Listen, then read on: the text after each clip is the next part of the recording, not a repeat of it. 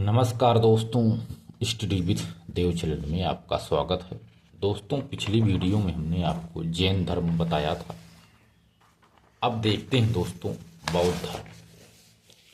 बौद्ध धर्म पे चर्चा करते हैं दोस्तों अब लगातार क्लासें होंगी। मेरी छुट्टी कंप्लीट हो गई है। अब पढ़ाई लगातार बहुत तेजी से चलेगी। तो बौद्ध धर्म पे चर्चा करते हैं। इसकी ड्राफ्टिंग कर लेते हैं बौद्ध धर्म की। बौद्ध धर्म के संस्थापक हैं या प्रवर्तक हैं महात्मा गौतम बुद्ध। ठीक है दोस्त, आप लोग तैयारी मन से करते रहिए। महात्मा गौतम बुद्ध बौद्ध धर्म के प्रवर्तक हैं यानी संस्थापक हैं। इनका जन्म 563 ईसा पूर्व में वैशाख मास की पूर्णिमा के दिन नेपाल की तराई में लुम्बिनी नामक स्थान पर महात्मा बुद्ध का जन्म हुआ। इनका मूल नाम सिद्धार्थ था तथा बौद्ध बुद्ध शाक्य वंश के थे। इनके पिता का नाम शुद्धोधन था जो शाक्य गण के प्रधान थे तथा माता का नाम महामाया देवी था जो कोली वंश से संबंधित थी। इनकी प्रथम शिष्या या मौसी थी महाप्रजापति गौतमी। महाप्रजापति गौतमी थी। इनकी पत्नी का नाम यशोधरा था जो शाक्य वंश से संबंधित थी। इनके पुत्र का नाम राहुल था। महात्मा बुद्ध के पुत्र का नाम राहुल था तथा गुरु अलार कलाम एवं रुद्रक रामपुत्र थे। 2 लोग इनके गुरु हुए। इनके घोड़े का नाम कंथक था तथा सारथी का नाम चन्ना या चाण था। महात्मा बुद्ध के भविष्यकर्ता थे गौंडिन्य एवं कालदेव। पंच ब्राह्मण थे आज, अस्सजी, वप, भाद्य एवं कौंडिन्य। पंच ब्राह्मण थे। इनके प्रथम शिष्य या बौद्ध भिक्षु थे आनंद। प्रथम शिष्या गौतमी थी, प्रजापति गौतमी। प्रथम शिष्य बौद्ध भिक्षु आनंद थे तथा अंतिम शिष्य सुभद्र थे। महाभिनिष्क्रमण किसे कहते हैं? जो महात्मा बुद्ध ने 4 दृश्यों को देखा उसे ही महाभिनिष्क्रमण कहते हैं। जैसे वृद्ध व्यक्ति, मृतशय्या, बीमार व्यक्ति, प्रसन्न मुद्रा में सन्यासी, इन 4 दृश्यों को इन्होंने देखा था। वृद्ध व्यक्ति को इन्होंने देखा, बीमार व्यक्ति को देखा, मृत शय्या को देखा तथा प्रसन्न मुद्रा में सन्यासी को इन्होंने देखा। महात्मा बुद्ध ने इन 4 को देखा। इसके बाद इनके मन में विचार आता है, ख्याल आता है कि अब क्या करें। तो उपरोक्त 4 दृश्यों को देखने के बाद महात्मा बुद्ध ने अपने पिता से अनुमति लेकर उपरोक्त 4 दृश्यों को देखने के पश्चात महात्मा बुद्ध ने अपने पिता से अनुमति लेकर 29 वर्ष की अवस्था में गृह त्याग दिए। इसी घटना को बौद्ध ग्रंथों में महाभिनिष्क्रमण की संज्ञा दी गई है। इन्होंने जो गृह त्यागा था इसे ही महाभिनिष्क्रमण कहते। सारथी चन्ना ने घोड़े कंथक द्वारा उन्हें महल से ले जाकर एक आम्र उद्यान में, एक आम का बगीचा था उसमें छोड़ आया। घोड़े कंथक के द्वारा इनका सारथी चन्ना था। कुछ दिनों तक वहां रहने के बाद राजगृह गए। कुछ दिन तक उसी उद्यान में रहे। इसके बाद वो राजगृह गए।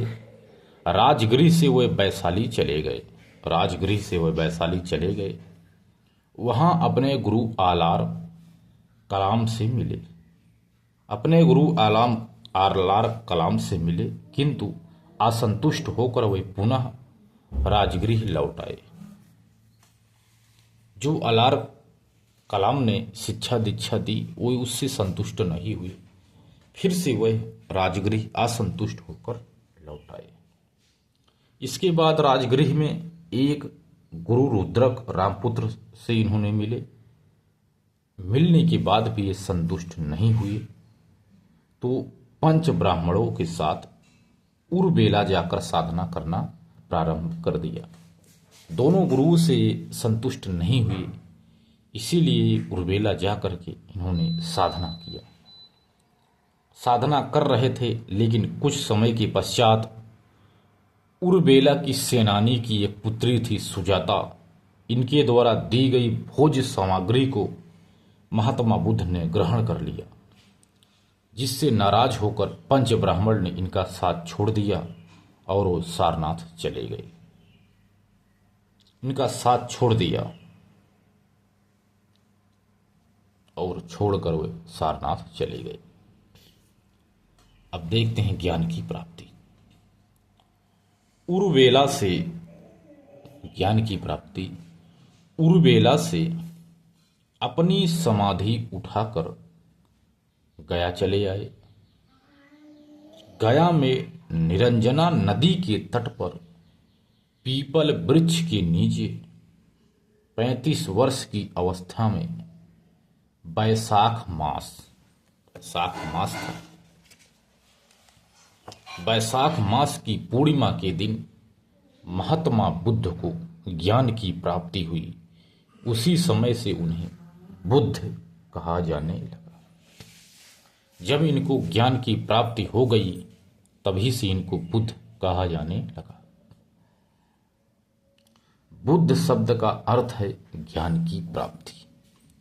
बुद्ध शब्द की जो बात की जाए तो बुद्ध, इसका अर्थ ही है ज्ञान की प्राप्ति। धर्म चक्र परिवर्तन। महात्मा बुद्ध ने अपना प्रथम उपदेश सारनाथ यानी मृगदाव या ऋषि पत्तन में, सारनाथ में है। मृगदाव या ऋषि पत्तनम सारनाथ में है। महात्मा बुद्ध ने अपना प्रथम उपदेश सारनाथ में पंच ब्राह्मणों को पाली भाषा में दिए। जो पंच ब्राह्मण इनके साथ साधना कर रहे थे उर्वेला में, उन्हीं ब्राह्मणों को इन्होंने पाली भाषा में उपदेश दिया, प्रथम उपदेश अपना दिया। इसी घटना को बौद्ध ग्रंथों में धर्म चक्र प्रवर्तन कहा गया। वह सारनाथ में मूलगंज कुटीर में रुकते थे। यही उनका निवास स्थान था। जो महात्मा बुद्ध जहां रुकते थे वही इनका निवास स्थान था। इसके बाद आइए देखते हैं भ्रमण। जो महात्मा बुद्ध भ्रमण किया था, कहां कहां किया था।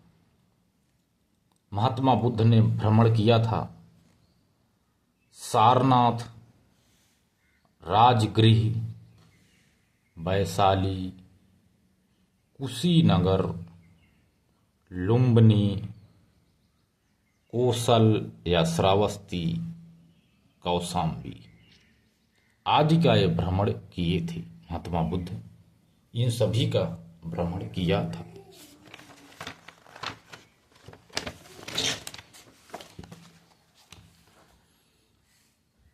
महात्मा गौतम बुद्ध ने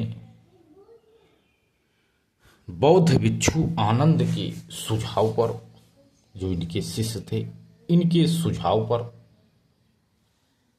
वैशाली संघ में महाप्रजापति गौतमी को संघ में शामिल किए। ये उनकी प्रथम शिष्या कहलाई। जो यह गौतमी थी, इनकी मौसी भी थी। महात्मा गौतम बुद्ध ने सर्वाधिक समय या वर्षा काल, सर्वाधिक समय कोसल महाजनपद की राजधानी श्रावस्ती यानी साकेत में व्यतीत किए। श्रावस्ती में ही उन्होंने सर्वाधिक शिष्य बनाए और कोसल के राजा प्रसेनजित महात्मा गौतम बुद्ध के समकालीन रहा। जो कोसल का राजा प्रसेनजित था या महात्मा गौतम बुद्ध के समकालीन रहा। और कौशाम्बी में कुछ जो बुद्ध के समकालीन राजा थे, उद्यान भी थे। जो कोसल के राजा प्रसेनजित थे और कौशाम्बी के राजा उदयन दोनों महात्मा गौतम बुद्ध के समकालीन थे।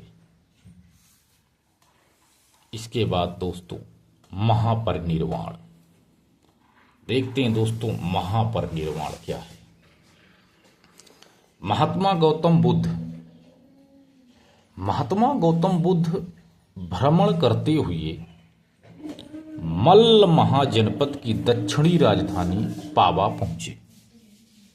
महात्मा गौतम बुद्ध भ्रमण करते हुए मल्ल महाजनपद की दक्षिणी राजधानी पावा पहुंचे।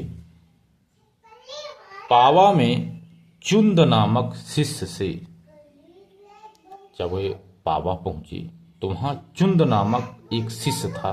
शिष्य ने शुकर भद्दाव नामक भोज सामग्री दे दिया, जिसे गौतम बुद्ध ग्रहण करके अतिसार यानी पेचिश के रोग से प्रेरित होने के बाद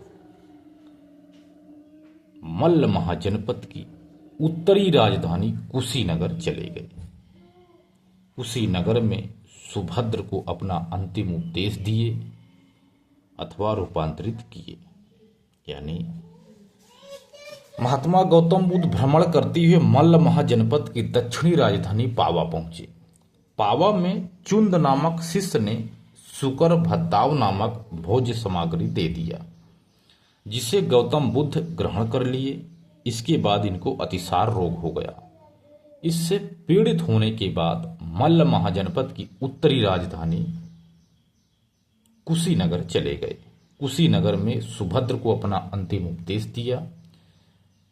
इसके पश्चात जब उपदेश इन्होंने दे दिया, इसके पश्चात 483 ईसा पूर्व में वैशाख मास की पूर्णिमा के दिन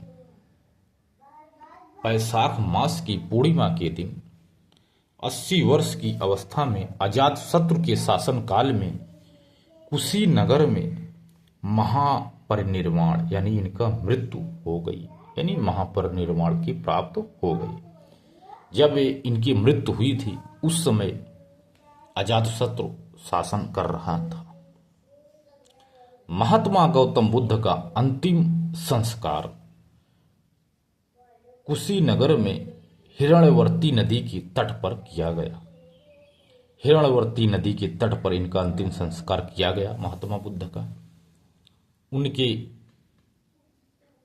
भस्याव शेषों को, यानी जो राख का ढेर था, इसको शेषों को 8 भागों में विभाजित करके इनका जो शेष था, आग राख का जो ढेर था, इसको 8 भागों में विभाजित करके तत्कालीन राजाओं को दे दिया गया। उस समय जो राजा था, इस समय अजातशत्रु था।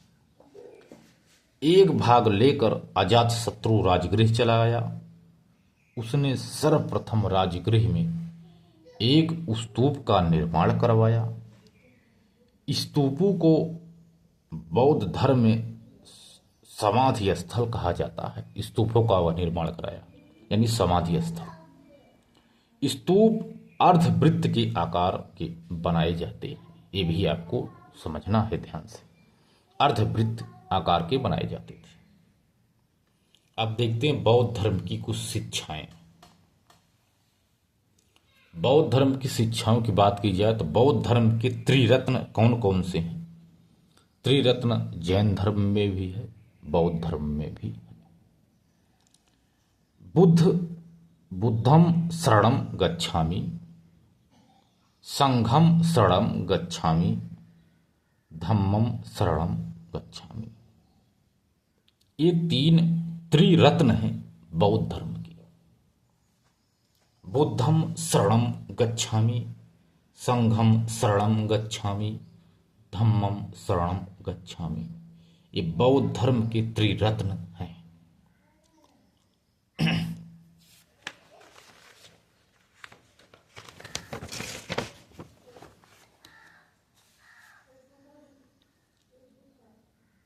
इसके बाद देखते हैं स्तूप। बौद्ध समाधि स्थल को ही स्तूप कहा जाता है, जो अर्ध चंद्राकार का इससे बना होता है दोस्तों। ठीक है, ऐसे बना होता है। इसे स्तूप कहा जाता है। यह बौद्ध समाधि स्थल होती है, एक तरह की ये बौद्ध समाधि स्थल होती है स्तूप, बौद्ध समाधि स्थल। चत्वारि आर्य सत्वानि यानी चार आर्य सत्य, चत्वारि आर्य सत्वानि यानी चार आर्य सत्य की बात की जाए, चार आर्य सत्य कौन कौन से हैं? पहला दुख, दुख समुदाय या कारण। चार आर्य सत्य कौन कौन से हैं? दुख है, दुख का कारण है, दुख का निवारण है, दुख निवारण गामनी प्रतिपदा अथवा अष्टांगिक मार्ग। चार आर्य सत्य यही है बौद्ध धर्म के। दुख, दूसरा दुख समुदाय या कारण, तीसरा दुख का निवारण, चौथा दुख निवारण गामनी प्रतिपदा अथवा अष्टांगिक मार्ग। ये चार आर्य सत्य हैं बौद्ध धर्म के। अष्टांगिक मार्ग, 8 मार्ग हैं जिसे अष्टांगिक मार्ग कहते हैं बौद्ध धर्म में। सम्यक दृष्टि, सम्यक संकल्प, सम्यक वाक, सम्यक कर्मार्थ, सम्यक आजीव, सम्यक व्यायाम, सम्यक स्मृति, सम्यक समाधि। ये चार दुनी 8 अष्टांगिक मार्ग हैं जो बौद्ध धर्म से संबंधित हैं। अष्टांगिक मार्ग, सम्यक दृष्टि, सम्यक संकल्प, सम्यक वाक, सम्यक कर्मांत, सम्यक आजीव, सम्यक व्यायाम, सम्यक स्मृति, सम्यक समाधि। ये 8 अष्टांगिक मार्ग हैं। यही है दोस्तों। तो दोस्तों, आपको क्लासें लगातार मिलेंगी, किसी प्रकार की दिक्कत नहीं होगी। आप अब विधिवत पढ़ाई करिए और कोर्स को जल्दी से जल्द कंप्लीट करना है। आपको फटाफट अब पढ़ाई करना है, इसके बाद रिवीजन भी करनी है, जिससे दोस्तों जल्दी से जल्दी कोर्स को कंप्लीट किया जा सके। ठीक है दोस्तों। तो दोस्त आप लोग तैयारी करते रहिए, हम आपके साथ हैं।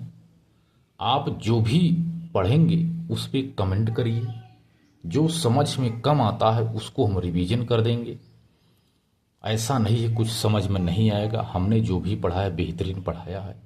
आप लोगों को सिर्फ ध्यान देने की ज़रूरत है, बाकी इसमें दिक्कत नहीं है। एकदम सरल भाषा में हमने इसीलिए बताया है।